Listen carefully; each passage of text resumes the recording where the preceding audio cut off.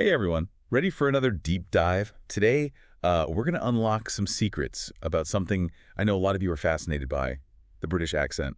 But trust me, we're going way beyond just like sounding posh. Oh, absolutely. It's such a rich area, like full of these surprising nuances and history. Luckily, we've got a great starting point for today's deep dive. Ooh, lay it on me. An episode from the Speakeasy podcast. It's all about making English learning fun and approachable, which I think is perfect for us. Perfect, yeah. Because I think a lot of us, when we hear British accent, we kind of have this very specific, almost stereotypical sound in mind. Right. And, it's important to remember that the UK doesn't have just one accent. Right. It's incredibly diverse. It's Yeah. this whole soundscape from Cockney to Scouse, Geordie to Brummie. Whoa, that's a lot. I did not realize. Yeah, it's a whole world to explore. So where does Speakeasy even begin to unpack all that? Well, they wisely focus on received pronunciation, or RP, as a kind of anchor point. This is often what people think of as, like, the Queen's English. You know that formal accent you'll hear in the media and, like, classic films? So that's the accent a lot of learners aspire to when they're trying to sound British. But there's obviously more to it than just like sounding a certain way, right? Exactly. Historically, RP has been tied to class and social mobility. Hmm. Speaking with this accent could actually, like, open doors. It became associated with education, a certain level of prestige. Wow. That's fascinating. Makes you realize that an accent is never just about the sounds. It's carrying all this like social baggage too. But okay, let's get a bit more technical. What actually makes RP sound distinct? Well, the podcast highlights vowel sounds as, like, a key element. Okay. For instance, that longer a sound you hear in words like bath, grass, or dance. Compared to American English, it's subtle but very noticeable. Okay. So if I say, I took a bath on the grass after a long dance, it's almost like the words themselves feel longer. Exactly. It's a subtle lengthening and a slightly different placement in the mouth that creates that distinct sound. Another great example is the O sound in words like hot, lot, or coffee. It tends to be more rounded, almost like you're shaping your mouth differently. Can you say that again slowly? I'm trying to feel the difference. I love hot coffee a lot. There you go. You're already starting to tune into those fine-grained details that make RP unique. But perhaps the most iconic feature, and one that a lot of people try to master, is the disappearing R. Oh, you mean the dropped R? That's so characteristic of British English? I've always wondered about that. It's actually a defining element of what are called non-rhotic accents, which RP is an example of. Okay. So words like car, mother, or hard become more like ka, matha, had. The R at the end of a syllable isn't pronounced. So that classic phrase, my mother parked the car near the bar, would sound totally different. Exactly. It'd be more like my matha parked the car near the bar. You can hear how those dropped R's shift the whole feel of the sentence. It's amazing how just these subtle sound changes can create such a distinct impression. But Speakeasy doesn't just focus on individual sounds, right? They talk about the musicality of British English too. You've hit on, like, a crucial point. It's not just about getting the individual sounds right. It's about the overall flow and intonation. British English, particularly RP, often has that lovely rise and fall in pitch, almost like a song. I've definitely noticed that. Compared to American English, which I think can feel a bit more monotone sometimes, it's like the words are dancing. The podcast uses a great example. Would you like a cup of tea? Notice how the pitch kind of rises and falls, adding emphasis and even emotion. Wow, it really does change the whole feel. It's almost like a secret code embedded in the sound. Speaking of codes, what about those quintessential British phrases and slang? I'm sure Speakeasy has some fun examples. Of course. They cover a few classics, like fancy a cuppa, which simply means, would you like a cup of tea? It's a charming way to offer someone a drink. I can already picture myself in a cozy London cafe being asked that. Yeah. What else do they have? Well, if someone tells you they're knackered, they're utterly exhausted. It's like the British version of I'm beat. Knackered. It does have a certain ring to it, doesn't it? Yeah. What about other ways to express that something's great? Then there's brilliant. It's versatile. You can use it for anything from a stunning sunset to, well, a perfectly brewed cuppa. Brilliant. I'm definitely adding that to my vocabulary. What else? And of course, we can't forget the ever-useful cheers. It can be thank you, goodbye, or even just a casual toast among friends. It's incredibly versatile. I love how one word can hold so much meaning depending on the context. It's like a linguistic chameleon. So far, we've covered the diversity of British accents, delved into like the specifics of RP, and even touched on some slang. Where do we go from here? Well, Speakeasy actually includes this really cool feature where they demonstrate how to shift from an American to a British pronunciation. Ooh, nice. They use phrases like, excuse me, where is the nearest coffee shop? And show how to emphasize those key differences we've been talking about. Oh, I love that. It's one thing to understand the theory, but hearing it in action is so helpful. What kind of changes do they make? Well, take that phrase, excuse me, where's the nearest coffee shop?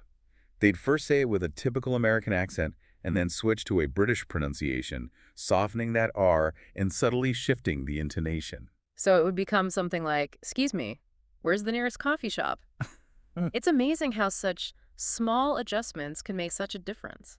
They also work with the phrase, I can't believe how lovely the weather is today, transforming it from a typical American delivery to that distinct British sound. It's like a masterclass in accent transformation. But Speakeasy doesn't just focus on imitation, right? They talk about the deeper aspects of learning an accent, too. Right. They emphasize the importance of not just mimicking, but truly understanding. They encourage listeners to really immerse themselves in British media, listen to how native speakers actually use the language in different situations. It's about more than just sounding a certain way. It's about connecting with the culture behind the accent. That's a great point. I've always felt that accents are like these little windows into different cultures.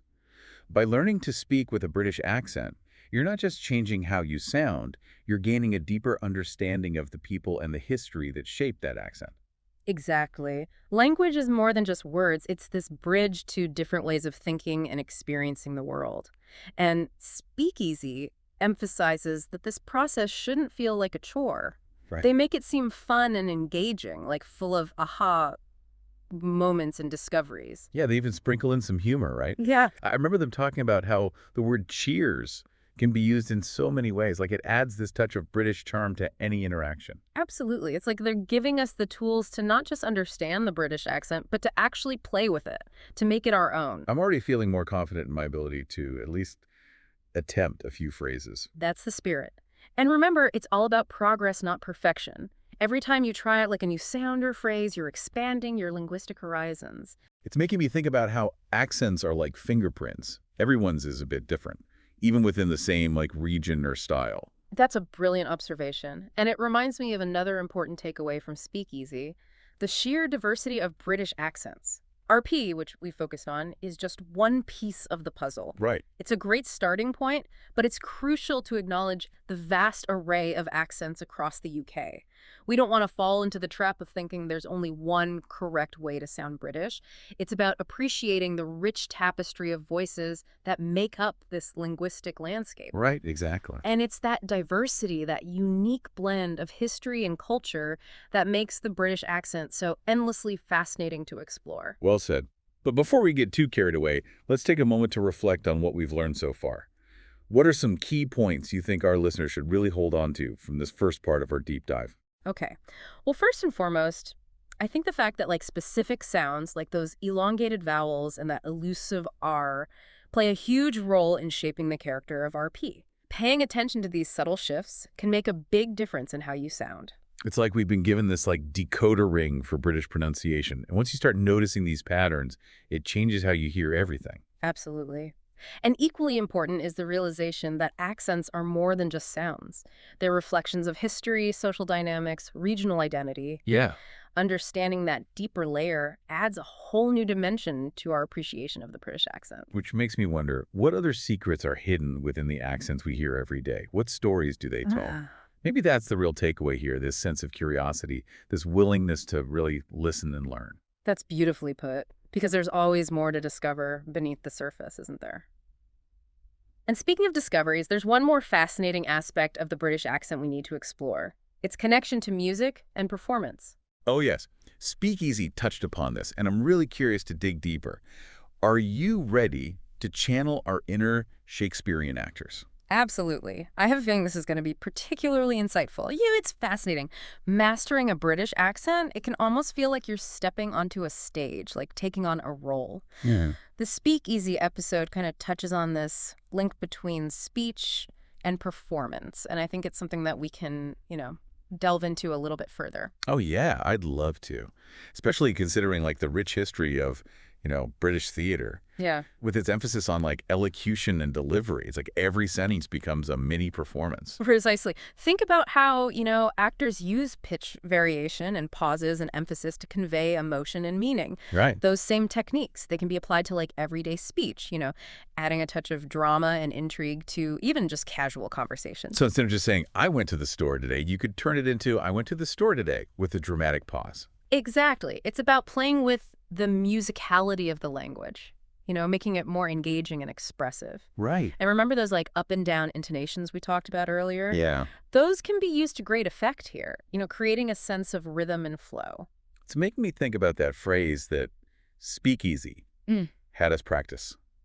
I really love this beautiful weather today. Like imagine saying that with a bit of British flair. Yes. Like emphasizing certain words, letting your voice rise and fall like a wave. It's almost like you're like conducting an orchestra. You're guiding the listener's ear through the nuances of your speech. And it ties back to that idea of RBRP as an aspirational accent. It's not just about sounding posh. It's about projecting confidence, eloquence, a certain level of sophistication. Yeah, like you're on stage every time you open your mouth, Yeah. captivating your audience with the power of your voice. Oh. No wonder so many people find the British accent alluring. It's got that inherent theatrical quality. And the beauty is anyone can tap into this performative aspect of language. It's not about like putting on a fake persona or anything. It's about finding your own unique voice and expressing it with confidence and clarity. It's a very inspiring way to look at it. Like we're not just learning about an accent, we're like unlocking this potential within ourselves to communicate more effectively, to engage with the world in a more dynamic way. Precisely. It all comes back to that idea of like understanding the why behind the what. Now, I'm curious, what stands out to you so far from our deep dive into the British accent? Honestly, what fascinates me the most is like how much history and culture are packed into these seemingly simple sound changes. Like that dropped R, it's not just a quirk. It reflects like centuries of linguistic evolution. That's a great point. The dropped R is actually more common globally than the rhotic R sound found in American English. It's a reminder that what we perceive as like standard or correct is often just a matter of perspective. That's true. And thinking about those vowel shifts, the way they kind of subtly stretch certain words, it makes me hear familiar phrases in like a whole new light. It's like we've been given this like secret decoder ring to unlock the intricacies of pronunciation. And I think that's a key takeaway from Speakeasy, this encouragement to not just imitate, but to truly listen to the nuances of language. It makes you realize how much we take for granted in how we speak. Yeah. But even beyond the technical aspects, what really resonated with me is that sense of playfulness Speakeasy brings to language learning. Absolutely. They make it feel like an adventure, full of aha moments and like unexpected discoveries. Right. Like those versatile British phrases we were exploring. Suddenly I'm picturing myself using knackered or brilliant in everyday conversation. I know, me too. And it's not just about like sounding British, it's about adding a touch of that charm and wit to how we express ourselves. Yeah.